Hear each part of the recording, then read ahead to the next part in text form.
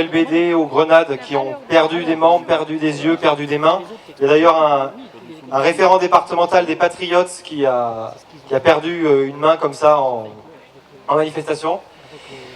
Donc, Maître Deveul a été l'un des avocats pour ce genre de cas-là. Il a également créé l'association Robe Noire et Gilets Jaunes pour ce même genre d'objet. Je vous prie de faire un tonnerre d'applaudissements à Maître Deveul.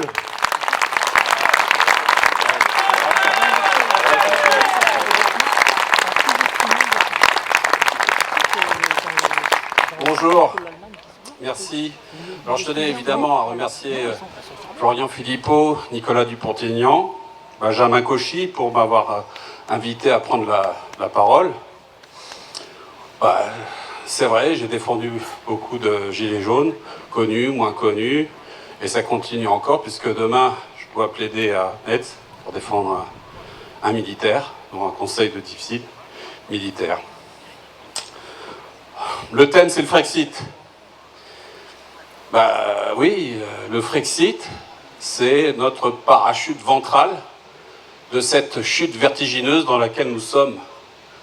Parce qu'on nous a vendu l'Europe avec Maastricht en 92, ensuite avec le traité de Lisbonne, auquel le peuple français a dit non, souveraineté populaire contre souveraineté nationale, où on a au forceps imposé le traité de Lisbonne en 2007.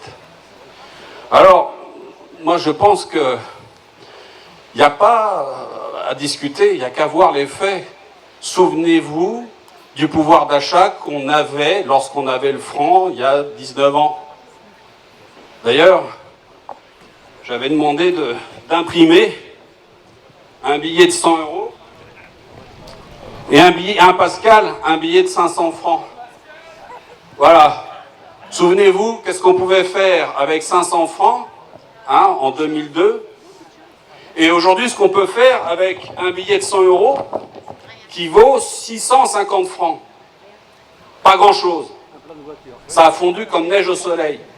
Et on nous a imposé l'euro comme une merveille, comme quelque chose qui allait être formidable, magnifique, qui allait justement vous permettre d'avoir un pouvoir d'achat honorable.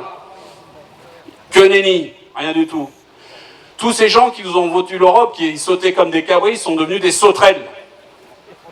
C'est-à-dire que maintenant, il n'y a plus rien à nous proposer.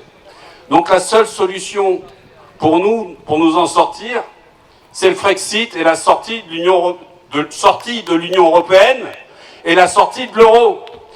Il faut qu'on retrouve notre souveraineté nationale pour qu'on puisse faire de la vraie politique, la politique pour protéger nos retraites. Parce que ce qu'on nous impose aujourd'hui, c'est l'Union européenne. Et le président Macron n'a pas plus d'autorité que le shérif de Nottingham sans l'armure.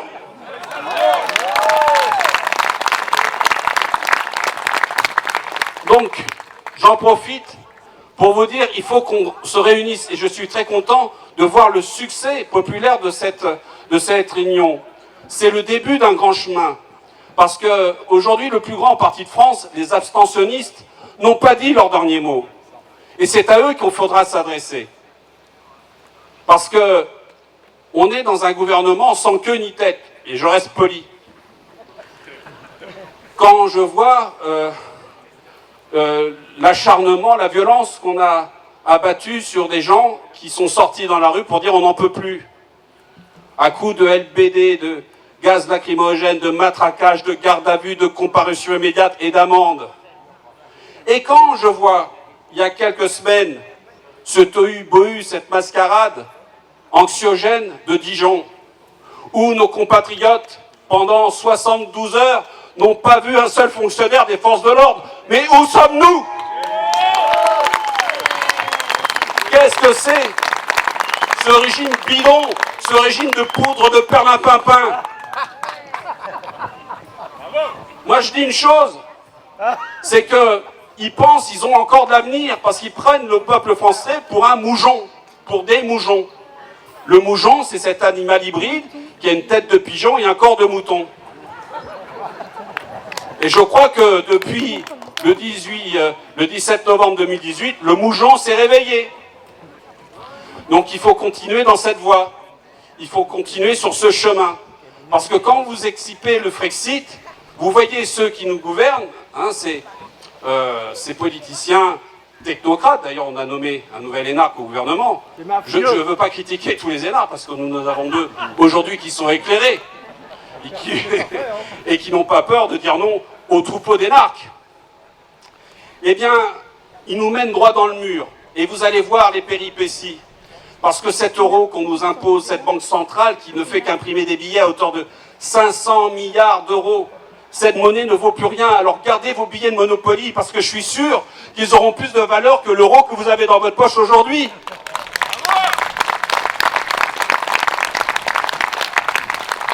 Et la solution, elle nous appartient. Elle est dans nos cœurs. Elle est dans notre action. C'est pas la peine de faire la révolution.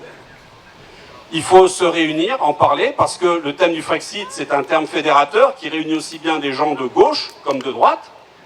Emmanuel Todt est favorable au Frexit, à la sortie de l'euro. Emmanuel Todt n'est pas de droite. Jean-Pierre Chevènement. Puis aussi des gens de droite, comme Philippe de Villiers, comme Fabien Philippot, Nicolas Dupont-Aignan. Donc je pense que c'est à eux d'ouvrir le chemin, de mettre toute la force politique pour réunir tout le monde et sortir du carcan apartisan. Donc, j'étais très content de venir, je ne veux pas faire un très long discours, mais j'étais très content de venir ici. D'ailleurs, je suis venu avec Adrien qui a parlé avant moi, qui est Gilets jaunes, qui organise des manifestations devant la Banque de France. On a été verbalisé il y a 2 semaines, boulevard Saint-Germain. D'ailleurs, on a roulé assez vite pour semer l'escadron de Braves. Ah, ils sont pas venus ici. Enfin, la Brave est spécialisée surtout sur Paris. Hein. Dijon, ils connaissent pas. Donc, oui, la moutarde. Donc voilà. Donc je pense que c'est une initiative à continuer, à refaire. Et ne vous faites pas d'illusions sur les 2 ans qui restent à mener par cette présidence Macron qui, en fin de compte, va droit dans le mur, nous amène droit dans le mur. Et il va falloir rester concentrés, unis et forts pour montrer notre détermination. Parce que le Frexit, c'est comme le crucifix et l'ail pour les vampires, hein, qui nous gouvernent. Donc il faut garder le cap. Et puis j'espère vous retrouver lors d'une prochaine réunion. Je vous remercie.